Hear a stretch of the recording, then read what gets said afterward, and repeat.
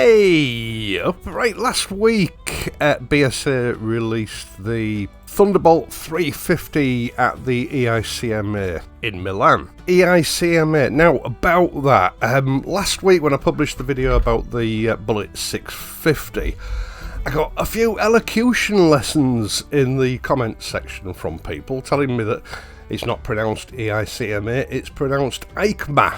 Cocky comments intended to belittle me and make me look foolish. EICMA is the initials of a show. I'm not going to make a tit out of myself by trying to say it in Italian, but roughly translated, it's the Exposition International of Cycles, Motorcycles and Accessories, EICMA. It's not a word. It's an abbreviated initial. Now, I know some people do call it EICMA, probably because it's easier to get your tongue around that than it is EICMA, but I would rather do it properly. Otherwise, instead of talking about BSA, we're going to be referring to it as Buzzer.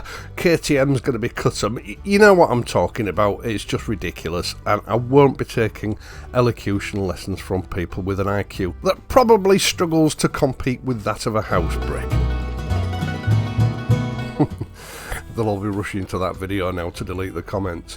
Right, the Thunderbolt 350. I got the press release through from BSA last week, but I hesitated with this video. First of all, it's a modern adventure tourer type motorcycle, which doesn't really fit within the remit of this channel. But having said that, I've reviewed the Himalayans in the past, so yeah, I think it's only fair that I do cover it on this channel.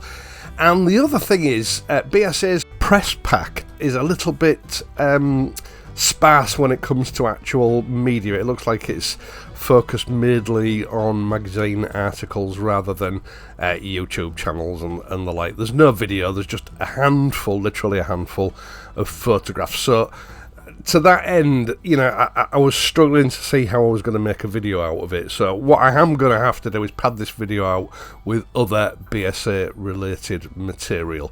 Now, what I want to talk about first of all is BSA's choice of name for this model. Thunderbolt, obviously, this is a reference to a model from the original BSA back in the old days. I often get comments from people saying, oh, they shouldn't have called it that, they should have called it this because that model, you know, back in 1960 or whatever was more appropriate. Or the problem is trademarks. These names are all trademarks, and in the intervening decades since the original company, a lot of those trademarks have been taken. Once you actually stopped using a trademark name, it only lasts a few years before it's legally up for grabs, and a lot of other companies will move in and re-register that trademark under their name. Now, they might do it to produce a product under that name, or there are some people who are more speculative that take over those trademarks on the possibility that a company like Triumph or BSA or Royal Enfield might want it back, in which case they will charge them extortionate amounts of money to get the rights to it again, which is why Royal Enfield tends to, with a lot of the models, simply create a new name. Triumph have had to do a similar thing with their modern classic lineup, and of course BSA is using names that some people might not associate with the type of model that it's been assigned to, but you know, it's just a pragmatic solution to what is a bit of a minefield of a problem, to be quite honest. Royal Enfield is a prime example of this sort of problem. The Royal Enfield that we know now has never been Royal Enfield until I think it was the early 2000s. There were Madras Motors trading under licence as Enfield India. The Royal Enfield name was owned by someone else, and I don't know exactly what the deal was, but I understand that it took EICMA Motors several years and a substantial sum of money to get rights to the name. So, like it or loathe it, motorcycle companies have to be pragmatic in the choice of names for models. It's not always ideal in the eye of you know, the potential customer. I understand that, but you know, it is what it is. Now, like the new BSA Bantam, the Thunderbolt was a bit of a surprise to me, and, you know, I clicked on the press release expecting to see some sort of modern classic bike, and what I clapped eyes on, to me, looked very much like a KTM. Now, what I will say is that KTM don't design their own motorcycles. They use an outside design studio for the design of the bikes, and I know the guy that does the designs. Now, I haven't confirmed it with him because that would be unfair, but it's very much got his design flair on this bike, so I suspect that BSA have approached the same firm. It doesn't make much financial sense to have your own in-house design team if you're producing less than sort of at least 500,000 bikes a year. Adventure motorcycles are like the Swiss Army knife of the sort of motorcycle world. A tool designed to do a multitude of jobs, and there's only so much that you can do to make them look attractive. But with the BSA Thunderbolt, I actually think they've made a pretty good job. You know, any adventure bike has to have certain sort of key features to qualify to the customer as being an adventure bike, and they've ticked all those boxes and turned something out which I actually think looks quite nice. It's an attractive looking bike. The Thunderbolt name is obviously a nod to the past, but there's no doubt about it. The new Thunderbolt 350 is 100% 2025. Now, I've already had a few people question me as to my thoughts on this bike. Some of them sort of lamenting that it's just another rebadging exercise, but actually I think it's a lot more than that. I'm pretty sure that this bike is powered by the same 334cc power plant as the BSA Bantam and one or two of the Jawa models, but from what I can see, the rest of it is all pretty unique. Now, what does impress me, and this seems to be a BSA trait now, there's a pattern emerging, is that even though they've used the same power plant, they have recast the casings, and by the looks of it, maybe even the cylinder head. This serves to give the bike its own unique personality. Most manufacturers just use different colour schemes to try and disguise the fact that they're using the same engine on several models. BSA do seem to go that extra mile with this sort of thing, and that doesn't come cheap. Now, this motor produces just under 30 brake horsepower, around about 8,000 revs per minute. With maximum torque of 29.56 newton meters at 5,800 revs per minute. It's a 6-speed gearbox, and I've got to say, this is one of the best single-cylinder water-cooled engines in its class. Overall, the 6-speed gearbox is excellent, although it can feel a little bit notchy at times.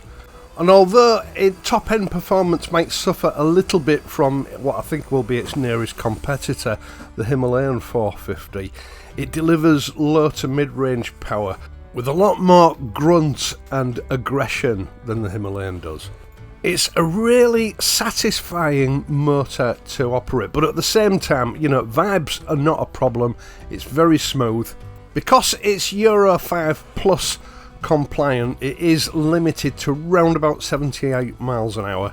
This engine feels busy underneath the rider, but it's not tiring to ride, even over long distances. Now, it's very difficult to tell from the photographs that I've been supplied with, but the chassis or frame doesn't seem to resemble that of the Bantam, and of course we've got a monoshock rear suspension, which is totally different from the setup on the Bantam. We've got a fairly skinny but big 21-inch front wheel, which is ideal for accurate steering and good rollover on rough ground, and a pretty wide 17 on the back. I'm presuming, because there are no details on the spec sheet, that these will be MRF's dual purpose tyres. If they're anywhere near as good as they are on the 650 Scrambler, they will be excellent. Now, BSA don't list the manufacturers of some of the components, so I suspect the brakes will be by BBRA. We've got a 320mm disc on the front with a twin caliper, and on the back we've got a 240mm disc with a single piston caliper. Comparing spec sheets, this looks like exactly the same brake setup that we've got on the Bantam, and the brakes on the Bantam are excellent, shockingly excellent to start with. And this bike comes in at exactly the same weight as the Bantam, 185 kilograms, so I would expect very similar braking performance. Suspension's taken care of by a monoshock suspension system at the back and a telescopic upside down front fork system, 41mm. Now the front forks give a travel of 135mm, which is generous, with 100mm of travel at the back. Fuel tank capacity is a little bit more generous than the Bantam, 15.5 litres, which with the fuel consumption on this engine should give you well in excess of 200 miles between fill-ups. BSA say that the windscreen is adjustable, presumably just for rake, and each bike does come equipped with a rear rack as standard. And finally, display and electronic gadgetry. Obviously it comes with dual channel ABS, because that's specified by law. This bike also has traction control, just like the Bantam. And the bike is equipped with a 10x10 navigation system, so it's not a full sat-nav. It probably links up by Bluetooth to your phone, and it just gives you the bare minimum of directions. You do of course also have a USB port. From the photographs, the build quality looks to be just the same as the BSA Bantam, which was excellent. Unfortunately, there's no price given in the press release that I have, so presumably that is to be ascertained or to be announced. Although I think realistically we should expect this bike to be a little bit more expensive than the Bantam when you consider the extra equipment, etc. that's been loaded onto this bike. Right, so from the information that I have, that's about all I can really say about this bike. Obviously, I do have extensive knowledge of this 350 motor, and hopefully at some stage, probably early next year, I will get my hands on a press bike, so I can see if my theories are correct. Once again, thank you so much for taking the time to watch this and my other videos, and in doing so helping to support this channel. I really do appreciate it. I would also appreciate it if you would leave a like on this video and hit that hype button if it's available to you. It is important for video visibility these days. I'd also appreciate it if you would subscribe to the channel if you're not already a subscriber. There are other ways that you can help me out via my Patreon page, PayPal donations, details of which are in the video description down below, or you can use the super thanks button. I am of course going to be back on, next week now, so until then, please ride safely and I'll see you soon.